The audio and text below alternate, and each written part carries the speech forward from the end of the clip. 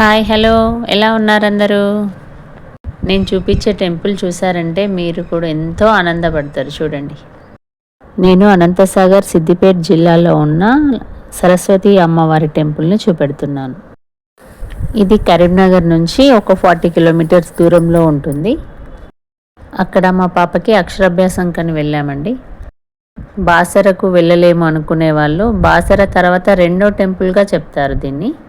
ఈ టెంపుల్ అంతా కూడా గుట్టలలో కొండల మధ్యలో ఉండడం వల్ల ఆహ్లాదకరంగా ఉంటుంది వాతావరణం. ఇక్కడ గుహల్లో ఉండేటివంట. పూర్వము 7 గుహల్లో నీరుండేదంట. కానీ రాను రానవి 3 గుహలైతే ఉన్నాయట ప్రజెంట్. వాటిని చూపెడతా చూడండి చివరి వరకు. దారిలో మనకు చిన్న చిన్న టెంపుల్స్ కనబడుతున్నాయి. చుట్టూ పొలాలు, చూడడానికి ఎంత చక్కగా ఉంది చూడండి. వాతావరణం చాలా బాగుంది కదా. నచ్చిందా మీకు కూడా?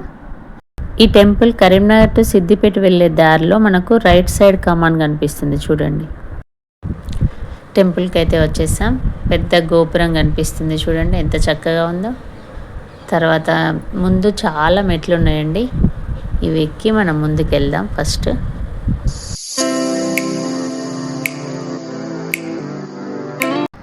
ఎంట్రన్స్కి అయితే వచ్చేసాం.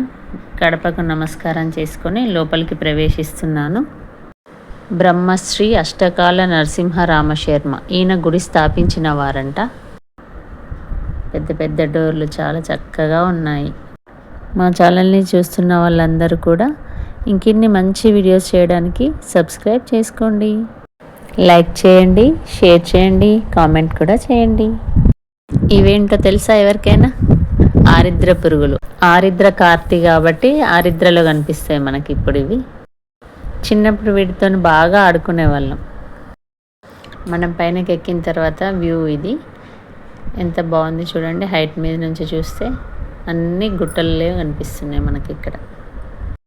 ఇది టెంపుల్ లోపల అక్షరాభ్యాసం చేసే ప్రాంతం ఇది. పిల్లలందరూ కూడా అక్షరాభ్యాసానికి వరుసగా కూర్చున్నారు.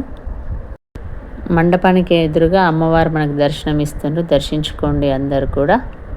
మీరందరూ ఒకటి గమనించుంటారు, ఇక్కడ నిలుచొని ఉన్న సరస్వతి మాత కనిపిస్తుంది మనకు. దాదాపు అన్ని టెంపుల్లలో కూర్చొని ఉంటుంది, కానీ ఇక్కడ స్పెషల్ అంట. ఇక్కడ ప్రతి సంవత్సరం మాఘశుద్ధ చతుర్థి అంటే వసంత పంచమికి 3 రోజులు, దసరా రోజుల్లో 3 రోజులు అక్షరాభ్యాస కార్యక్రమాలు జరుగుతాయంట. ఆషాఢ శుద్ధ పౌర్ణమి అంటే వ్యాస పౌర్ణిమ రోజు గురు పూజ కార్యక్రమాలు ఎక్కువగా జరుగుతాయంట. అన్ని రోజుల్లో అక్షరాభ్యాసం చేయించుతారు, కానీ ఆ సమయంలో ఎక్కువగా జరుగుతాయి. బయటికి వచ్చిన తర్వాత వేప చెట్టు కింద కూర్చొని చక్కగా అక్షరాలు దిద్దిస్తున్నాం మా చిన్నదానికి.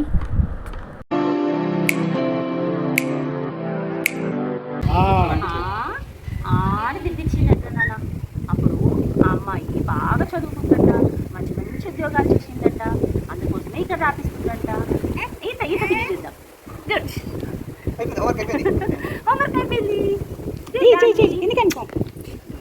టెంపుల్ చుట్టూ ఉన్న వాతావరణం చూద్దాం రండి.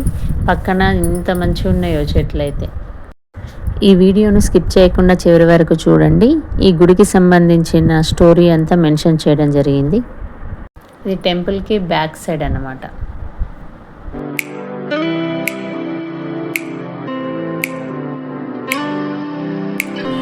ఇది ధ్వజస్తంభం. ధ్వజస్తంభం కూడా రాతితోనే పెట్టింది చూడండి. టెంపుల్ మొత్తం కూడా రాతి కట్టడమేనంట. ఇక్కడ కోతులు చాలా ఉండడం వల్ల గేట్ క్లోజ్ చేసుకొని బయటకు రావాల్సి వస్తుంది చూడండి. ఈ లోపల అక్షరాభ్యాసం జరుగుతుంది.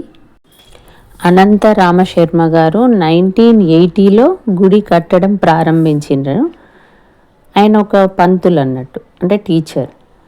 ఆయనకు అమ్మవారు కలలో కనిపించి టెంపుల్ నిర్మాణం చేయమని చెప్పిందంట. ఇది టెంపుల్కు రైట్ సైడ్లో ధ్యాన మందిరం అనేది ఉంది. పైనకు మెట్లు కూడా ఉన్నాయి. పైన మండపము అంటే హోమాలకు దానికి ఉంది.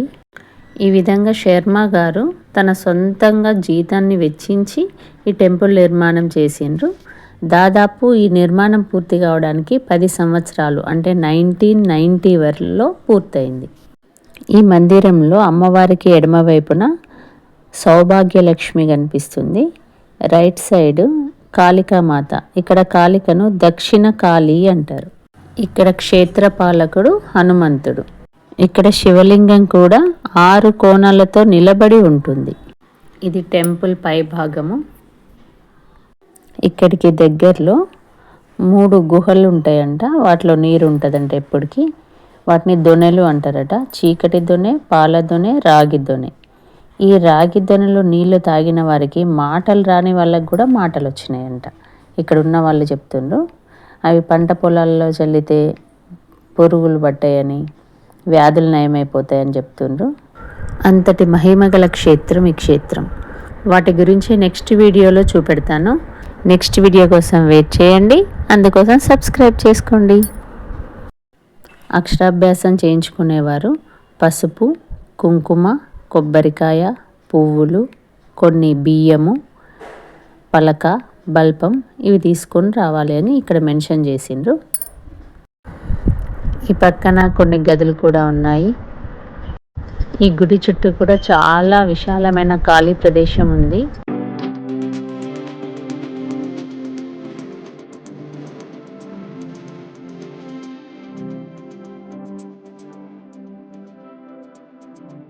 అక్షరాభ్యాసం పూర్తి చేసుకొని హ్యాపీగా దిగుతుంది చూడండి మా చిన్నది.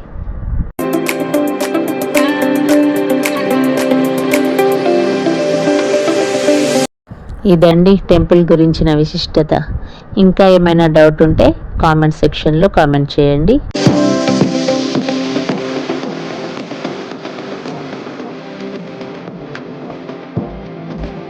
Thank you for watching.